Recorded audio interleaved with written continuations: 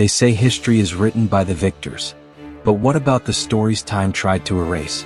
Most of us were taught that World War I started because a prince was assassinated, a single bullet, a moment of violence, and suddenly the world was at war. But what if that was only the spark, and not the fire?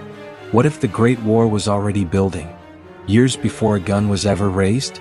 What if Europe was sitting on a ticking time bomb, and that one event simply lit the fuse? This is the real story behind World War I. A war quietly crafted in secret meetings, fueled by ambition, and buried beneath layers of pride, paranoia, and power. Chapter 1. Europe on the Edge. In the early 1900s, Europe was booming. Industrial giants like Germany, Britain, and France were rich, confident, expanding. But underneath the progress, tension was rising fast. One of the biggest drivers? Militarism. Nations weren't just building armies for defense, they were preparing for war. Germany and Britain entered a fierce naval arms race, constructing massive fleets of battleships, like the Dreadnought. France and Russia rapidly increased military spending. Everyone expected war. In fact, they planned for it. Germany had a plan, the Schlieffen Plan, a detailed strategy to defeat France quickly, then turn east to face Russia. The generals were ready. The factories were ready. Europe wasn't at peace. It was holding its breath. Chapter 2. The Trap of Alliances. At the same time, a dangerous web of alliances was forming. On one side, the Triple Alliance, Germany, Austria-Hungary, and Italy. On the other, the Triple Entente, France, Russia, and Britain. But these weren't just political friendships. They were military promises.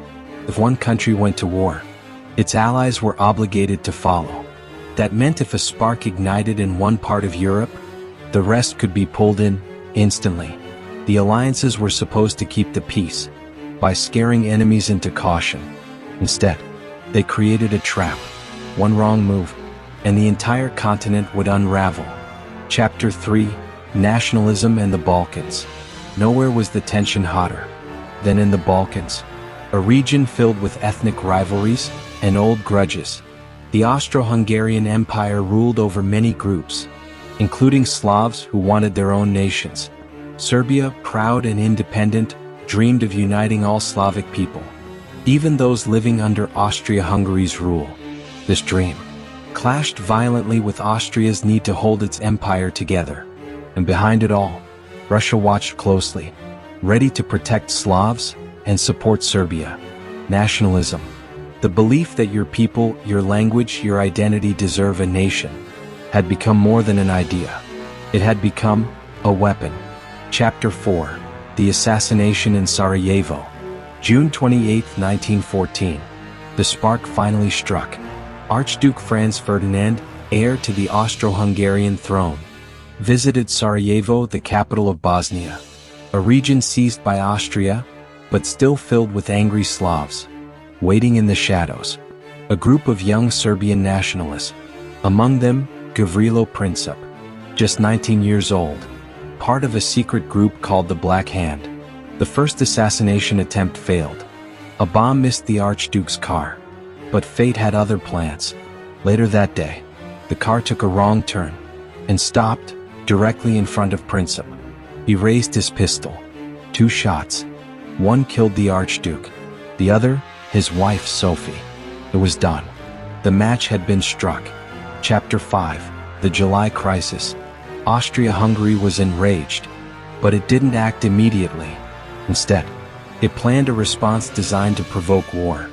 A harsh ultimatum was sent to Serbia, demands they knew would be rejected.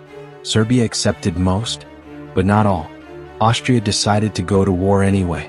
But first, they asked Germany, "Will you back us no matter what happens?" Germany replied with a blank check. Unconditional support. From that moment, the dominoes began to fall. Austria-Hungary declared war on Serbia.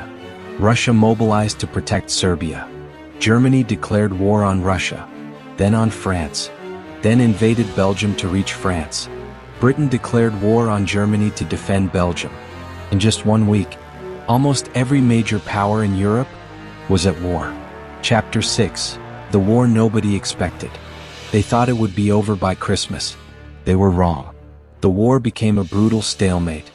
On the Western Front, soldiers dug trenches that stretched 500 miles. From the North Sea to Switzerland, life in the trenches was hell. Mud, rats, disease, and death. New weapons made things worse.